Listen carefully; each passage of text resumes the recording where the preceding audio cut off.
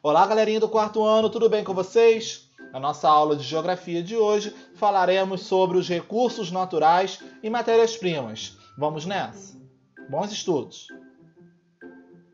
Como vimos na aula anterior, o ser humano transforma as paisagens dos lugares ao retirar da natureza recursos para fabricar materiais ou produzir algo que supra suas necessidades para viver. Recursos naturais são todos os elementos que estão presentes na natureza e podem ser utilizados pelo ser humano. Vamos fixar? Recursos naturais são todos os elementos que estão presentes na natureza e podem ser utilizados pelo ser humano. O solo, a água, os seres vivos, vegetais e animais, a luz e o calor do sol são recursos naturais. A água, por exemplo, é usada para beber, cozinhar, tomar banho, irrigar plantações, criar peixes.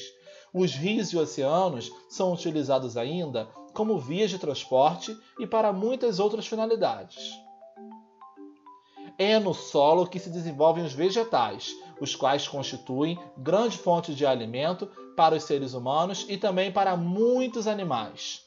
Do solo também são extraídos os minérios que, depois de transformados, são utilizados para a fabricação de objetos que auxiliam nossa vida, como veículos, utensílios domésticos, móveis e materiais de construção, entre outros. A humanidade tem buscado enfrentar desafios relacionados ao desenvolvimento, o que significa que precisamos encontrar formas de nos desenvolver tecnologicamente e, ao mesmo tempo, preservar os recursos do planeta. Observem a imagem. Aqui nós temos geradores em uma usina eólica. Na usina eólica utilizamos o vento para gerar energia. Enquanto fazemos nossa parte como cidadãos conscientes, a tecnologia tem que avançar para produzir meios de transporte menos poluentes, para possibilitar a exploração de forma mais racional das áreas de cultivo e de criação de animais, e para desenvolver energias limpas que possam ser utilizadas pelas indústrias, por exemplo. Dessa forma, é possível usar os recursos naturais sem grandes prejuízos à natureza. Não é mesmo? A natureza nos oferece quase todos os elementos de que necessitamos para a nossa sobrevivência. Assim, todos devemos desenvolver atitudes voltadas para a preservação da natureza. Em nosso dia a dia, é possível colocar em prática algumas atitudes que podem contribuir para a preservação dos recursos naturais do nosso planeta. Embora a superfície do planeta Terra seja formada em maior parte por água, isso não significa que podemos desperdiçar esse recurso natural. A cada dia, precisamos colocar em prática algumas atitudes que podem contribuir para a preservação de água em nosso planeta. Por exemplo, não tomar banhos demorados e, ao escovar os dentes, deixar a torneira fechada.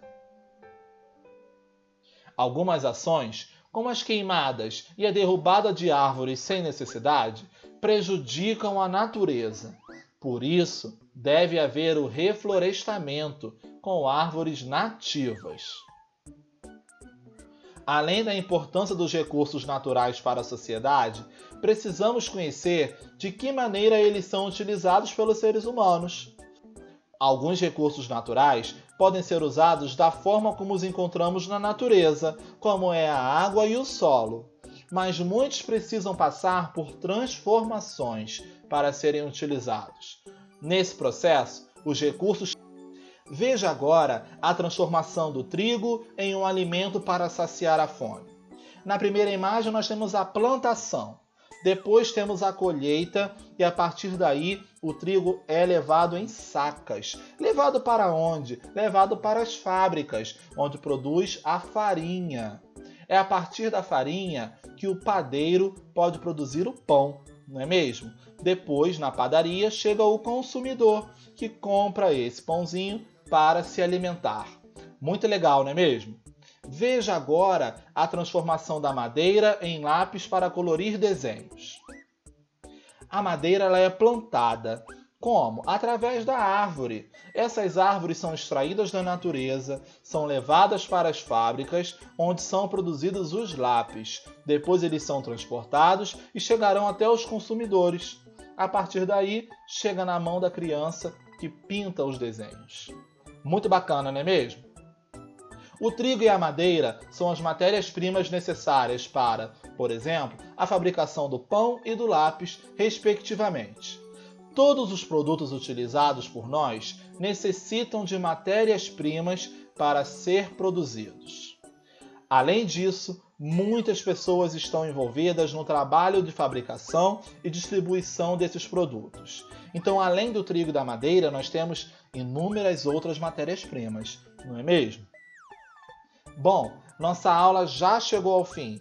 Fiquem agora com os exercícios da plataforma e não deixem de fazer os exercícios do material didático. Combinado? A gente se encontra em breve. Valeu, tchau, tchau!